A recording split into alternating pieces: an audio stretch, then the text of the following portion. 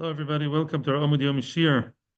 This is not exactly Amud Shir anymore, our Gemara Shir. We may be doing a little bit less than an Amud, but understand it better. Baruch Hashem, we just had a siren, so let's protect ourselves with the Torah and daven that b'schus this limud Torah, our soldiers will come back home safely. The Shvuim and Chatufim should come back home speedily. Should see big Yeshuas, the first recording of the year. Should bring with it a lot of Hatzlacha, Bracha, and New Year. The Shir is L'Ilui Nishmas, my father, Menachem ben Akiva. The new parak we're learning now, the new topic and a new parak is Velu Kshorim. Yeah, it's the 15th parak of Masechet Shabbos, and the topic is Koisher, Kshira, which means tying, making a knot.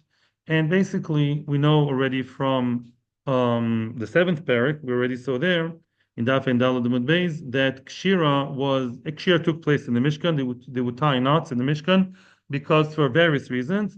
The main source for Kshira from the Mishkan is the fact that they would build and they would tie and create nets in order to hunt, to fish the chilazoin, which is a sea creature. They would make the nets bigger or smaller. And basically, that's how we learned that Kshira, tying, is asur, and matir, undoing the knot, is also asur. That was the general picture. Now the Mishnah and Gemara will tell us the details of this halacha of kosher, what kind of kshorim we're not allowed to do, what kind of kshorim we are allowed to do, etc. I will preface by saying that we're going to first just see the Gemara according to Rashi. Later on, we were going to bring words from the Mishnah Berurah that quote other Rishonim, such as the Rambam and the Rif, and followed by Shulchan Aruch, how they learned the sugya in a different way. So right now we're just starting the Gemara, the Mishnah, with Gemara according to Rashi. These are the kshorim that if a person made them, these are the knots that if the person created them, made the knot on Shabbos, is chayv alen, is chayv mamash yisod daraisa, is a chayv kores, chayv chatos, chayv alen. What kind of kshorim are those? Kesher gamolin v'kesher ha-saponin. The kshorim that are of the gamolin and saponin, which means gamolin, the camel drivers, and the saponim, these are the knots made by the sailors. The camel drivers, they make a knot in the nose of the animal, the nose of the camel. Female camels are very wild, and they need literally a knot, basically a loop made out of a rope in their nose, and that would be held by a rope. The other end of the rope would be held by the camel driver, and it would just have to hold the camel short, so it shouldn't go wild. Kesher saponin, similarly, the saponin would have a knot, a loop at the end of the boat that would stay there forever, would stay there for a very long time. That would be connected, tied with a different tie, another kesher to a rope. The other end of the rope would be held by the sailor. Yeah, when he wants to moor, wants to anchor, that's what they would do. So kesher, gamolin, and saponin, those kshorim are meant to stay there forever. What does forever mean? Doesn't mean forever and ever. Nothing lasts forever except for Kadosh Baruch Hu. It means to say there is no terminable amount of time. There's no defined moment in which he wants to tie. He wants to tie it to the boat or the camel for as long as possible, unless something changes. So those kind of kshorim, because they're there for a very, very long time, that's why you chayv midoraisa. They're called kesher shel kayomo. It's a kesher which is there for a very, very long time. No definitive point in time when it's supposed to just be untied, and therefore you chayv on that. Kashem continues the Mishnah. Kashem shu chayv al kishuron, kachu chayv al eteron. Just like he's chayv on tying them or knotting them, so too he's chayv on undoing them. Same hagdaros, whichever kesher you chayv on tying, you chayv also on untying, which is different av malacha. Rabbi Meir says, "Kol kesher sheyochel atiru ba'achas miyadav en chayovin olav." Says Rabbi Meir, any kesher that you can undo with one hand, you're not chayv on. So basically, Rashi explains that yochel atiroi means that you're not mehadik. It could be a good kesher that's there for a very long time. Afilo sol koyoma. The kesher is there and it's meant to be there for a very long time. You happen not to make it in a very tight way, you made it in a loose way. And that's why you can untie it with one hand, because it's not tight. That's all. That's why one hand would do it. Says Rabbi Meir, you're not chayiv in such a kesher. Whether Tanakama agrees to that or not is machlokes rishonim. Halacha is you could be, as far as I know, from what I've seen in Mishnah Berurah, you are chayiv. In other words, if the kesher is meant to be there forever, and it's really a good kesher conceptually, but it happens to be not so, it's a bit loose and it can be undone with one hand, that alone, according to Tanakam, is not a reason for ptur, and you may be chayiv. As far as I know, that's definitely what some Rishonim say. Says the Gemara, "My kesher gamolin v'kesher saponin." What kind of knot of the camel drivers or the sailors are you talking about?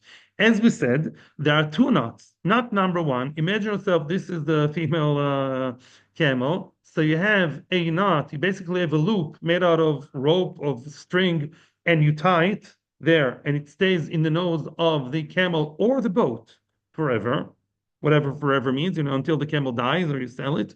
And that loop, that ring is tied. Here's another knot to a string, to a rope.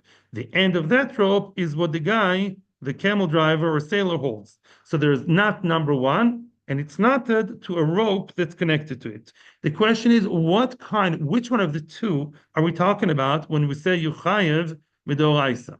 Says the Gemara is exploring. Ile makata dekatri bezmomo, dekatri dekatri beistrida. If you're telling me that we're talking about the knot that's connected to the ring, either the ring of the zmam, of the muzzle, of the nose, or the knot that's connected to the ring, not the ring itself. Yeah, the kesher that's connected to the actual ring. The ring is not a metal ring. The ring is made out of fabric. If you talk about that kind of kesher, says the Gemara, no, it doesn't make sense to say you're going to be chayiv. Hi kesher she'ein shel koyomahu. It's not kesher shel koyoma, which means that kesher, says Rashi, will not necessarily stay there forever. Why? Because sometimes you are going to leave it there for some time, but you're also going to undo it, right? You undo it every once in a while. Sometimes you take it on, you put it on, sometimes you take it off. The one that stays forever is the one in the nose, the one in the boat, the one that connects the rope to the ring. That one is not meant to be there forever. It will be there for a day, a week. We're going to discuss that later. But Lamaisa, it's not going to be there for a real long time because you do and undo the chevel, the rope, the string from the ring. So that's not kayoma. Kayoma, the Gemara has simple understanding. Kayoma means for good. Ella, therefore, you know which kesher is the one you are chayav on doraisa.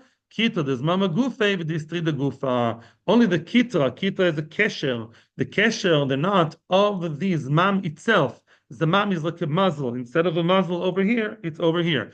The kesher of the actual, what's connected to the face of the animal, the ring itself, that fabric ring, or the fabric ring that's connected to the sfina itself, the strida, those are meant to be there interminably for good. And that because they're called kesher shel kama, you chayiv on them.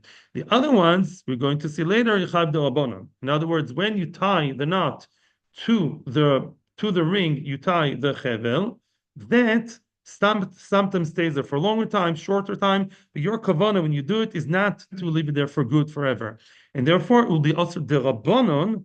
We're going to see later that level, but not d'Oraisa. Says the Gemara, quoting the end of the Mishnah, Rabbi Meir Omer kol kesher. So what did Rabbi Meir say? If you have a kesher that happens to be weak, that kesher is a good kesher by the style of it, yeah, by the functionality of it, and it's meant to be there for a long time. Happens to be loose, you can undo it with one hand. But if you're not going to undo it in one hand, it will stay there for a long time. So Meir says you're not chayiv. The brother of Maracha is asking a question. Aniva Rabbi Meir Mar. What would be the halacha according to Rabbi Meir? Look, Aniva. What's Aniva? Aniva in Hebrew, Aniva is a tie. Aniva is the loop. Aniva means when you have a kesher, which is basically taking something and creating a loop, and then inserting the string or the rope into the loop. That's not called a real kesher by itself. The Rach in Maseches Sukkah defines it as half a kesher because it's only halfway. You create a ring and then insert the other side of the same string into that loop. That is called an aniva. The question is, how would Rabbi Meir view aniva? What's the question? Why is Rabbi Meir telling me that the loose kesher, that loose thing, I'm not chayv deoraisa? Maybe it's even mutar, although it doesn't sound like that from the Mishnah. We'll discuss it later. But why is it okay to a certain level to to undo or to even not the kesher that's not strong?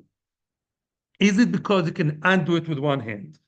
And if so, if that's the reason, the ability to undo it with one hand only, so the aniv also, look, you can undo it with one hand. One hand. That's it. If you can undo it with one hand, that's it. You're potter too. Oy dilma, or maybe no. Maybe there's a different reason for the Mishnah, for Rabbi Meir's opinion in the Mishnah. Dilma tamed Rabbi Meir mishum delo mihadek. Maybe the reason why Rabbi Meir allowed that kesher, or at least not the oraisa, the kesher which is loose, because it's loose, it's lo mehadek.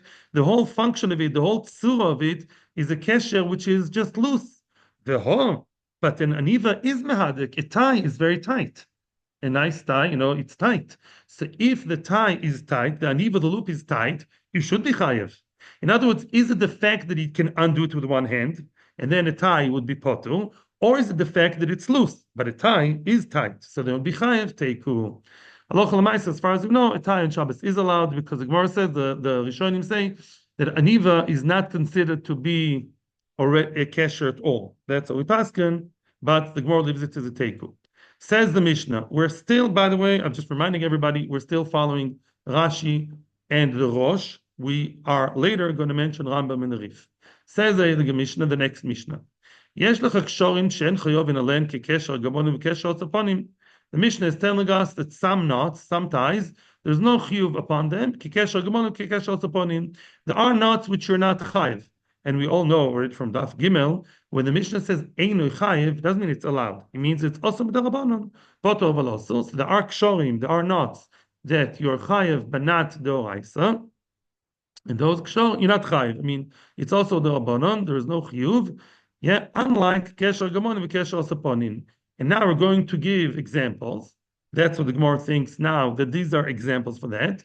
Koshers isha miftah chaluka. The woman is allowed to be kosher to tie the straps of her dress, of her chaluk, of her robe. They used to have a robe that would be tied in the back, one strap over here, one over there, and the woman can tie it in the back. She does it and undoes it every day, and that kosheres sounds like it's allowed. She's allowed to do it every day because it's there for a very short time. So again, according to Rashi, let's try and get some orientation over here. Something that's meant to stay there forever, such as Gamolin and Saponin, it's meant to stay in the boat as long as they live, as long as they own the boat, you're chayav. Then you have another extreme all of a sudden here in the Mishnah of something that's completely allowed. I know there's some confusion here in the Mishnah, which the Gemara will deal with, but the Gemara is telling me now, look, there's another very far extreme at the end of the Mishnah here, that there are all these knots that are meant to be there for one day only, or according to some, Mashmos and Rashi, for less than a week. Those things are mutar l'chatchila. You're allowed to do them, you're allowed to not them, because they are very, very short term. They're not at all shel kayoma. There's a middle level, which we're going to explore later, and that is those ksharim that are there for a short amount of time, but not very short amount of time. Significant amount of time, but not forever. Those are middle of the road, they're also b'derabanan. You're not allowed to do it, but b'di'eved, you're not chayev. Continues the Mishnah to describe the kshorim that are permitted. The chutei svacha, a woman has a tichel, a woman has like a hat or a scarf, and the chutei svacha, the strings that she ties her tichel with, those things she is allowed to do and undo every day, meaning on Shabbos she is allowed to, because very short-lived. The shell piskia. Piskia is a belt. She has a belt with kshorim at the end. She has strings or laces that she closes. She properly attaches and she ties, and that's okay. Again, because it's not meant to stay there for more than a day. The retzuas min al sandal. The retzuas the Gemara will discuss. These are the retzuos, the straps of the shoes and the sandals. They're meant to be done and to be tied and untied every day. The pots of the, not pots, excuse me, these are the containers of wine and oil, and the top of it, you tie them. They're made out of leather. They're soft, and you tie them in the top. The kidera shalboso again. This is a pot of meat. They would tie like some kind of fabric on top. I don't know, to cover, to keep it fresh, whatever that is, and you would tie it over there. All those are allowed. Abelaz ben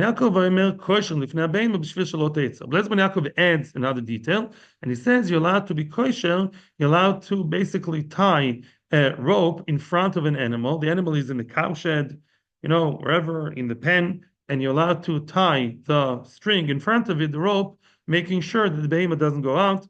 We'll discuss it later in the Gemara, not today. Frag the Gemara. The Gemara is asking a question. The Mishnah has some kind of confusion. We ran away from potter to mutter. Haguf akashya. The Mishnah itself is difficult. There's this self-contradiction, inner contradiction. Amarta, at the beginning of the Mishnah, you said, Yesh kshorin shen chayovin alein, kekesher gamolin, kekesher saponin. In the Mishnah at the beginning, we said these are kshorim. You're not chayev, like unlike the gamolin and sapanin. You're not chayev if you tie them. The Gemara is midayek. The Gemara is inferring chiyuva hudaleka aisua ika. It sounds like those kshorim you're not chayev. You're not chayev kohen chata skila deoraisa. But there is an iser, right? Whenever you say not chayev, automatically means one level below. It's forbidden midorabanon. And then when you come to the examples part, when you continue the flow of the Mishnah, you're bringing me examples of kosher tisham after chaluka, afil lechatchila. The Mishnah says, go ahead, lady. You're allowed to lechatchila tie the knots of your robe. Mashma that's allowed lechatchila. So are we talking in the Mishnah about something that's otam d'Rabbanan, or is it something that's mutar lechatchila? Answers the Gemara Hachi Komer. This is what we say. Yesh kshorin shen chayovin alen. There are kshorim which are not mentioned in the Mishnah. The Reish of the Mishnah is separate from the Seif of the Mishnah. The Reish of the Mishnah talks about kshorim you're not chayev. They are not the kshorim of the Gomel and Saponim. Mind you, what are they? What I told you before. Kitel de katrib is momo, the kitel de katrib is strida. Yeah, which means these are the kshorim that one makes in the zmama, kshorim in the nose of the animal. Those kshorim of the not in the nose itself, excuse me, the kshorim that you tie in the ring, in the nose ring, the one that connects the string to the ring, either by the animal or by the boat. Those ones, lechatchila, you're not allowed to tie them there. Why? Says Rashi, sometimes you leave it there for a week or two. You see that a week already is considered to be long enough to be also the Rabbanon. Sometimes you want to tie them for one, you untie them after one day, the connection between the nose ring and the string. Sometimes you're lazy or you have your own reason, you leave it in the animal's nose. How many guys leave their ties, tied, to the back of the chair or the hanger, right? So basically, that's what the guy would do. Therefore, it's also the Rabbanon. As the Gemara says, chiyuva deleka haisua ika. There's no chiyuv deoraisa because it's not meant to be there forever. But because it's going to be there for a significant amount of time, let's say 1 week as an example, that's not allowed midrabanon. That's number one of the Mishnah. Some kshorim, on the other hand, are allowed lechatchila. These are the ones mentioned in the second group of the Mishnah, the second part of the Mishnah. They're not allowed. They're allowed lechatchila. Excuse me. They are allowed lechatchila. These are the kshorim such as the woman who opens and closes the knots of her robe. She does that every day, and she does not leave it there more than a day or more than a week. It's actually machlokes and halacha. What's considered the other one, over a day or over a week? So that's another shaila. But because the woman does not leave it there bichlal for a significant amount of time, she's going to untie very quickly within a day or less than a week. Therefore, what? Therefore, no problem. That's allowed lechatchila. Ad kan, this is what we saw the shita of Rashi.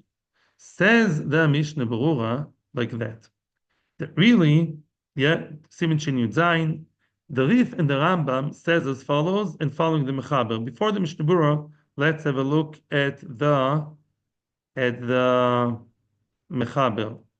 Mechaber says, "Hakosher kesher shel kiyom u'maise uman chayev." Ooh, whole different story. Kegon kesher gamonim kesher saponim v'chule v'chule. What does that mean? Right from the start, we see the Rambam in the Rif. What the Shulchan Aruch quotes is the Rambam in the Rif.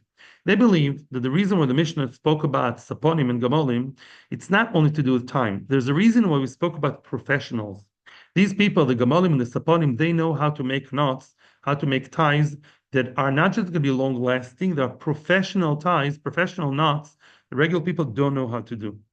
And according to them, there's a kula. They believe that only if you are making a professional knot, and that knot is meant to stay there forever, then you chayv deoraisa. If both conditions are fulfilled, right? Says the Mishnah Berurah, ve'imu kesher shel kayomo ve'einu ma'aseh uman. Let's say only one condition is fulfilled. It's a kesher shel kayomo. In other words, it's meant to be there for a very long time. It's not professional. It's a tie. It's a knot you and I know how to do. I'm not a sailor. I'm not a camel driver. But I make a knot that's meant to stay there forever. That's going to be only also the Rabbanon. Unlike Rashi, that says it's going to be the Oraisa. Let's say the Uman, on the other hand, the professional guy, is making a very good, complicated kesher. Wow. You know, the sailors, they have many different types of kshorim, of knots. He made a very, very nice knot, but it's not meant to be there for a long time. Could be even one day. So, potur aval osu, then it's going to be also only with the Rabbanon. In other words, if it's missing one detail, either it's professional but not forever, or forever but not professional, then it's going to be the Rabbanon according to the Rambam. Now, number 3, if it's neither uman and not kayom mutal, unprofessional and very short term, that's mutar lechatchila. That's how the Rambam and Rif are learning. V'das Rashi v'Rosh v'Shar Poskim continues the Mishnah Berurah. How did we learn the Gemara based on Rashi and the Rosh? I don't care about the professionalism, how good, how amazing the keshers are professional. No.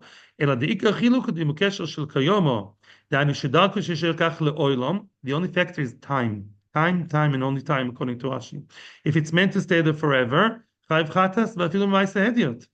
little kid of 5 years old, I mean, he's not going to be chayiv, but every kesher that's done unprofessionally, it's good, it's fine. But every man and woman know how to do it. A regular kesher, you tie something, and it's meant to stay there forever. You chayiv deoraisa, even though it's not professional. I don't care. The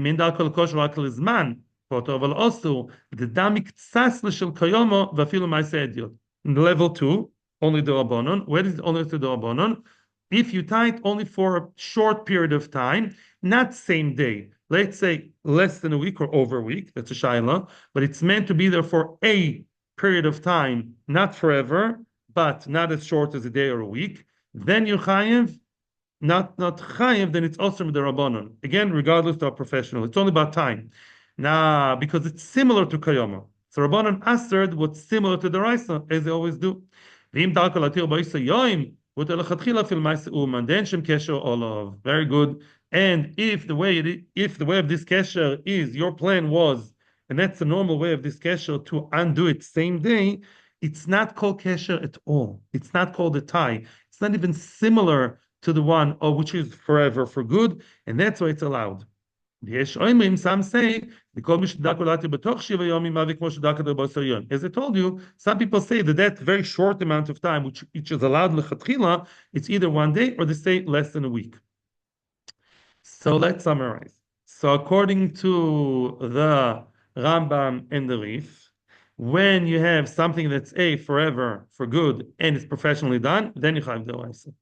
When you have something that's for a short period of time, but professional, or for a long period of time and not professional, that could be you and I, making kesher forever, that will be also the Rabbanon.